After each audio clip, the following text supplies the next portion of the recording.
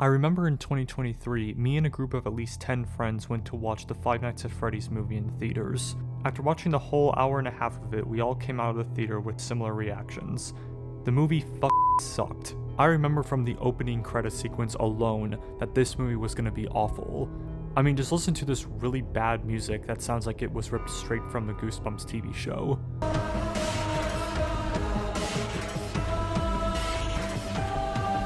Like, what is this, a comedy?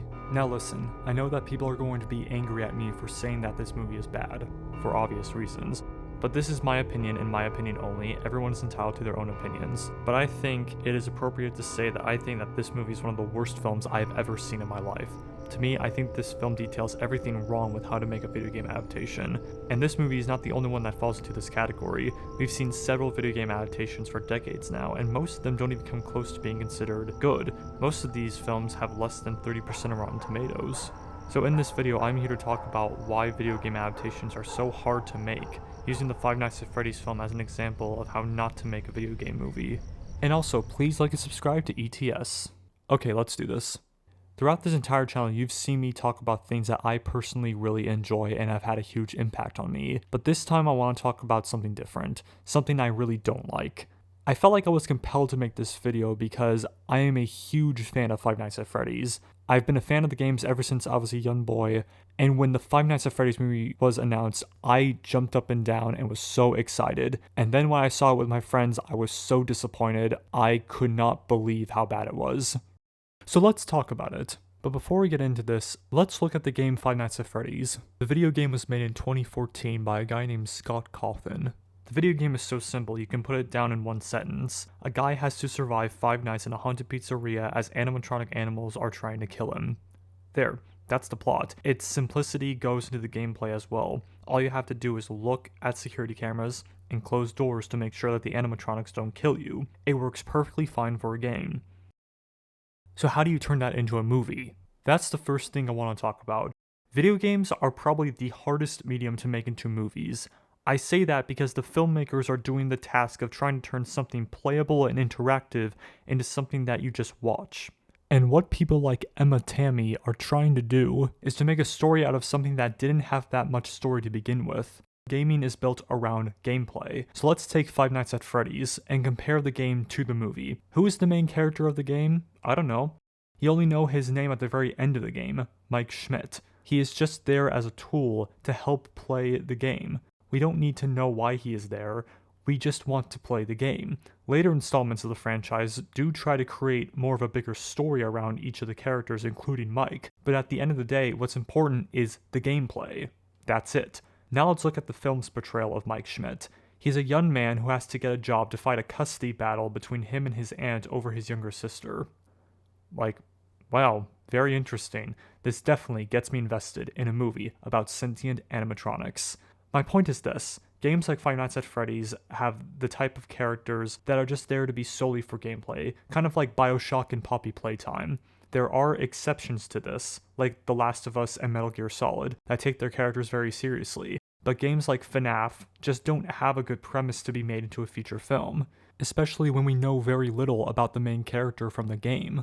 And I found Mike himself to be extremely unlikable in this film. He can't hold down a stable job. Tire Zone sales associate 2 months terminated, insubordination. Media World custodial staff 1 week. He doesn't seem to be very supportive of taking care of his sister. I mean, he literally betrays her. He's not even doing his security job correctly, as he just wants to sleep on the job to try to find his brother's kidnapper. I'm still a little confused about that plotline, but I'll get more into that later. However, most of the characters in this film don't have that much development at all. William Afton, who is the main villain that started it all in the game, is reduced to just, 3 scenes in this film. And you don't know that much about him, other than he killed 5 kids, and he is the father of Vanessa, the other security guard. Now, William Afton in the games wasn't revealed until Five Nights at Freddy's 2, and he was later expanded upon in Five Nights at Freddy's 3. Back then, he was just known as the Purple Guy. But his full name was not revealed until the novel The Twisted Ones. His character is not just one that you need to look at one game and be done with that. You have to look at the whole spectrum of FNAF to really learn more about William Afton and many other characters in the game as well. But when we ignore all of that, we are left with a villain that has very little screen time, and we really don't know what his motive is for killing the kids. Looking at the game's lore, the lore is incredibly complicated and very complex, and I think the movie would have benefited much better if they just kept the mysterious and, I would say, ambiguous lore of the original game series to add a certain level of mystery and intrigue to the story. And I find this very interesting because Scott Cawthon wrote the screenplay, and many people would think, oh, well, he made the video game, he must be good at writing the movie, right? Well, not necessarily. Now here's the thing. What makes something scary in a video game doesn't necessarily mean it's gonna work in a movie. It feels like this movie doesn't know if it wants to be scary, mysterious, or funny, so it's a weird culmination of all of them, and it just doesn't work. There's something so inherently humorous about the animatronics, and embracing that is like the best part about it, you know? But we didn't want to go full camp either. Like, it was a really fine line of taking the animatronics seriously, if you will. That's such a weird way of putting it, but like really let them be deeply scary and creepy. It's just a theory. Going back to interactivity in video games, what made Five Nights at Freddy's scary was the fact that you had to constantly look at the security cameras, you had to close the doors, and you had to be always on alert. That's what made the game scary. Oh, Jesus! No! No! No, you don't! No, you f***ing don't! Stay out, you However, the film doesn't really utilize the security footage aspect of it that much, and I think it's just because it's just so hard to make a film concept out of that. You hardly ever see Mike ever use the security cameras, and just watching a character look at security cameras all night is just boring. And this movie is just not scary at all. And I think a reason for that is that the animatronics themselves are just not scary. In the games, the animatronics felt threatening. You got a sense of terror every time you saw them through the door.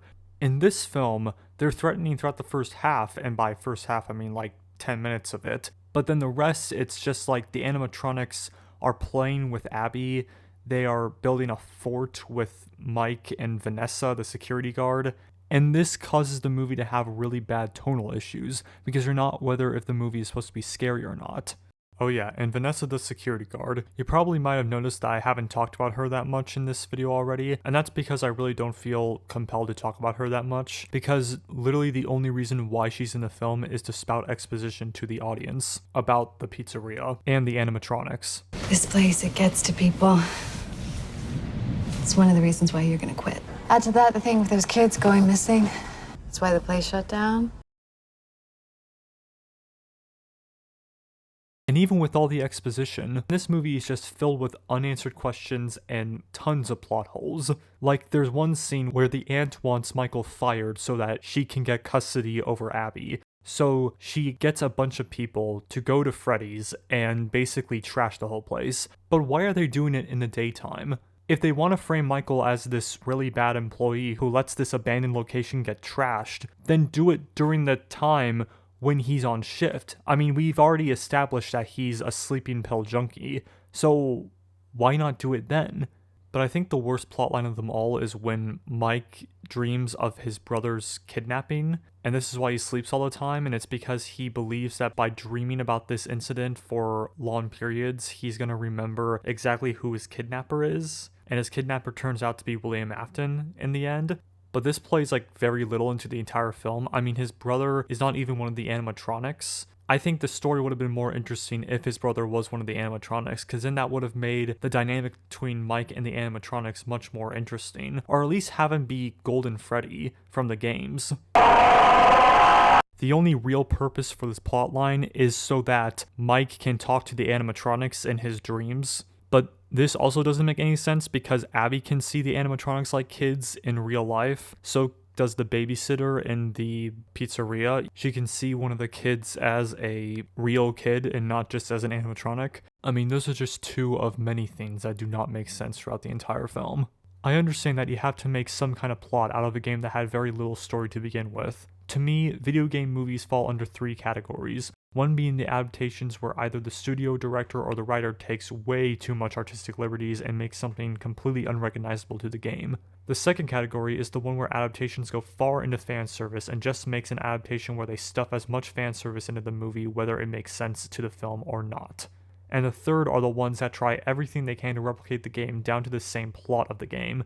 For this film, it definitely falls into the second category. We knew that the visibility from the fan base was super high. There's so much in the movie that speaks to the fan base. Scott Cawthon is heavily involved and is watching every single shot. And you can tell that the filmmakers are doing everything they can to cram as much Five Nights at Freddy's lore from the game in there as possible. Like when they show Balloon Boy for the first time in a cheap, very bad jump scare. Now, if you are a casual cinema goer and had no idea what Five Nights at Freddy's was, you'd probably be asking questions like, what is Balloon Boy? Why does Freddy all of a sudden turn golden near the end of the film, even though it's never been established before? Or why does William Afton so dramatically says this line? I always come back. I'm sorry, it's just, it's funny. I'm not saying that these are things that can't be added into an adaptation like this. What I'm saying is that if you're going to add these things into a film like this, you gotta think about where you're gonna put them and not just randomly insert it into the film just for fan service. Otherwise, people who have never played the game before have no idea what this is and are just asking way more questions. And this falls into my last point, which is that video game movies like Five Nights at Freddy's I think can work. We've seen several films and TV shows like the Sonic movies, the Super Mario Bros. Movie, and the Fallout TV show succeed in being really great adaptations. I feel like we are in an age where we are getting the gist of how to do great video game adaptations, but we're just not there quite yet. I think it might be a few more years until we see more video game adaptations come out that are genuinely amazing, just like the 3 adaptations I just mentioned, but on a frequent basis. I think what made those 3 adaptations work in the first place was that it was made by people who genuinely cared about the franchise, but also wanted to take the franchise into a cinematic direction. You cannot recreate gameplay interactivity in a film, but you can think about what made that game special in the first place. I think Emma Tammy is a genuine fan of Five Nights at Freddy's, and judging by interviews, I think she genuinely wanted to make a great movie. But the main issue with the movie is that even though there was lots of fan service and stuff in the movie to honor the FNAF game series, it fails as a horror film and a standalone movie because they sacrifice good storytelling for fan service. Truth be told, I don't entirely blame Emma Tammy for this. The blame might also just lay on Scott Cawthon and producer Jason Blum. With all this being said though, I think Five Nights at Freddy's, with all the lore that the game has, could be the makings of a really great movie, and I think it could help make the lore more understandable to people who have not played the game before. Or, better yet, you could adapt the Silver Eyes trilogy of graphic novels. Those books have the makings of a good movie, and the film is heavily influenced by those books. Or better yet, you can just watch fan videos on YouTube. There are fan videos by several YouTubers that are genuinely really great and terrifying, even more terrifying than the actual movie itself. Is it enough content for a feature film? Not really, but it's a great influence that you can pick from and pick different things from those videos to put in a feature film. And with that, that's the end of the video. Thank you all for watching, like and subscribe, and see you soon.